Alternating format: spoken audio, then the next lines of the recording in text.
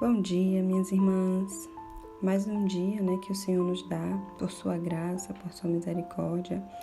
Mais um dia para que a gente possa colocar em prática tudo aquilo que a gente aprende, que a gente tem aprendido, tudo aquilo que foi dito, ontem, domingo, no culto, tudo aquilo que a gente ouviu, que achou forte, achou bonito, que a gente chorou, que isso vire uma prática, durante a semana, senão não faz sentido, Tudo aquilo que a gente aprende do Senhor é para praticar, porque se a gente for somente ouvinte, nós estamos enganando a nós mesmos, E hoje eu queria falar com vocês um pouquinho sobre um assunto que chega a ser um pouco, polêmico, mas que é uma realidade e a gente precisa falar sobre isso, porque muitas irmãs costumam chegar para mim, em algumas conversas que a gente tem e dizer assim: minha irmã, eu fui para a igreja e aí a missionária, ou a obreira, ou alguém, uma autoridade espiritual, diz para mim que fizeram um trabalho contra meu casamento, contra meu marido, fizeram uma obra de feitiçaria.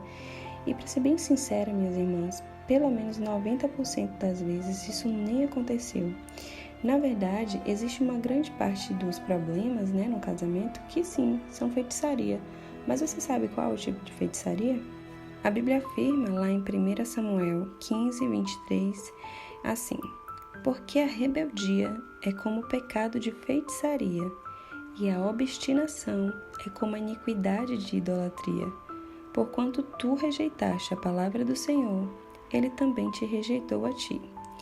E eu queria refletir sobre isso com vocês, porque assim, há um tempo atrás, em fevereiro mais ou menos, eu tive uma conversa com uma irmã. Na verdade, essa irmã, que já é uma senhora, eu considero uma mulher muito temente a Deus, ela estava comentando sobre a situação de uma parente dela, que estava com problema no casamento, e chegou a dizer exatamente essas mesmas palavras, é porque alguém fez algum trabalho de feitiçaria, alguma obra maligna contra mim, contra meu casamento. E ela disse que na hora ela teve esse discernimento do Senhor, dizendo assim: e teve mesmo, minha filha, sabe qual foi?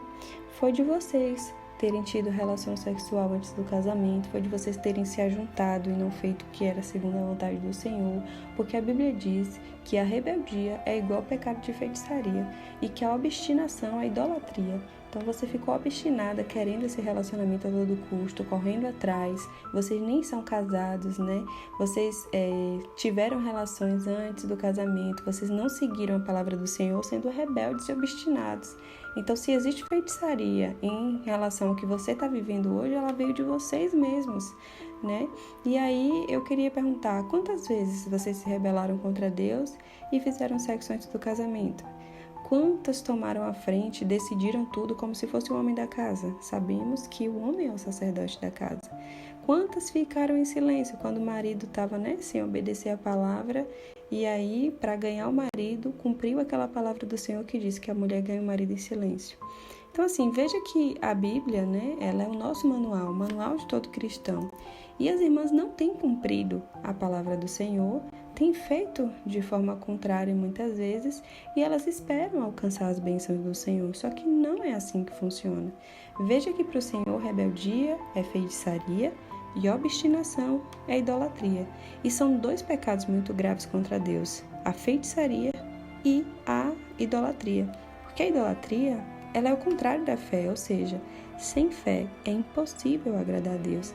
Então, se você está idolatrando alguém, isso significa que Deus não é mais o Senhor da tua vida, porque Ele não divide o lugar dele com ninguém, E hoje no deserto, como é que tem sido o teu comportamento? Você continua rebelde, tudo que seu marido, caso você realmente seja casada, que ele nunca foi casado antes, você também não, vocês são casados, Caso você esteja no deserto hoje e o teu marido ele tenha tido comportamentos contrários à vontade de Deus, o que você faz?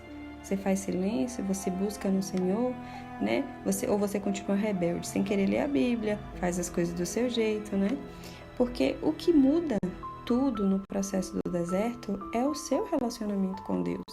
Se você continua obstinada, querendo que seu marido volte a todo custo, isso é obstinação e é idolatria para o Senhor. E Deus não suporta a idolatria. Se você vive enviando mensagem, ligando, pedindo para ele voltar, naquele desespero, que parece que a alegria só existe na sua vida se o seu marido voltar para casa. Minha irmã, isso é idolatria.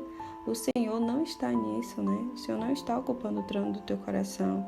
E aí você precisa realmente dizer, ou alguém dizer que existe alguém fazendo um trabalho contra? Não, você mesmo está fazendo isso, porque você está deixando as brechas para o inimigo entrar, né? Então que você sempre se lembre, né, que você mesma pode ter cometido o pecado de feitiçaria e agora são apenas algumas consequências que estão acontecendo.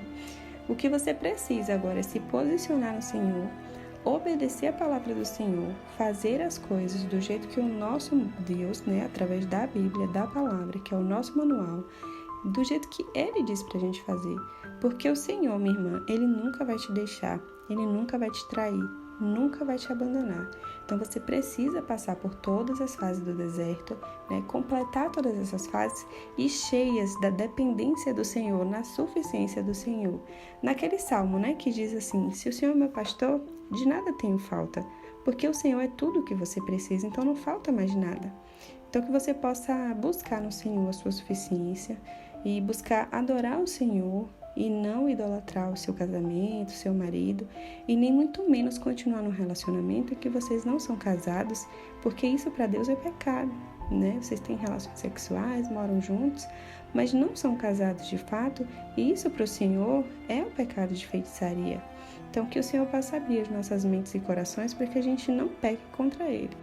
E se você está se encontrando perdida, sem saber o que fazer muitas vezes, está na fase 1 do deserto, que é realmente uma fase doída, uma fase muito complicada, você precisa de um passo a passo, de alguém que já passou pelo deserto e venceu.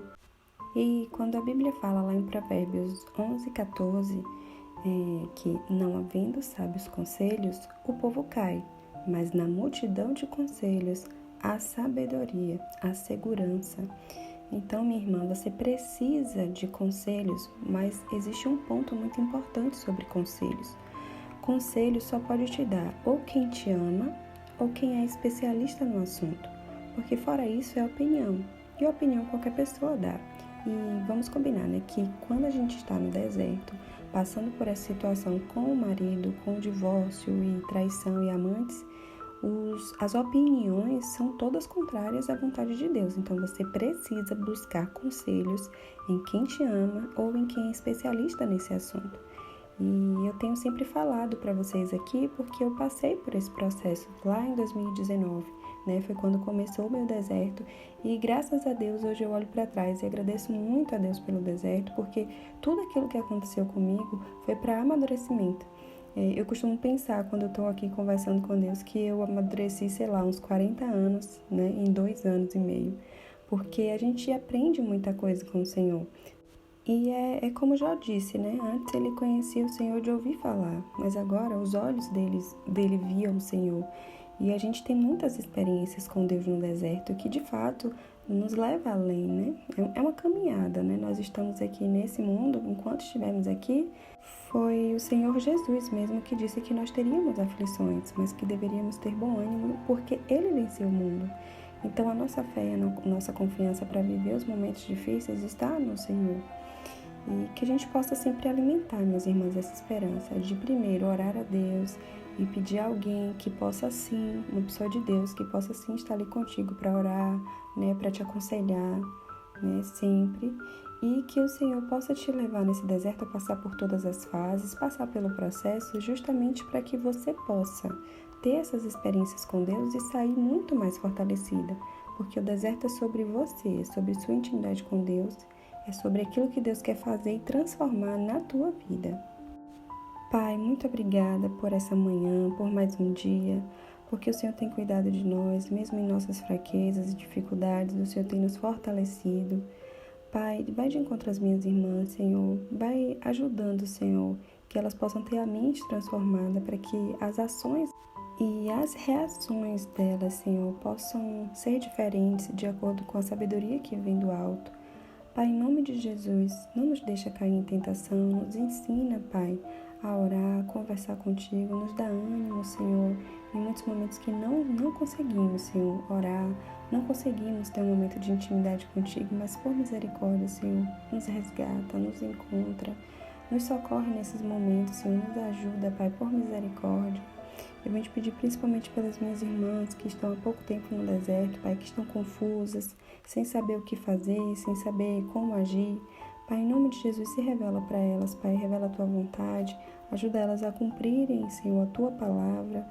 Nos ensina a ter intimidade com o Teu Espírito Santo que está conosco até o fim dos séculos, Senhor, que está sempre presente para nos consolar, para nos guiar, Senhor, em toda a Tua palavra, para revelar a Tua palavra a nós.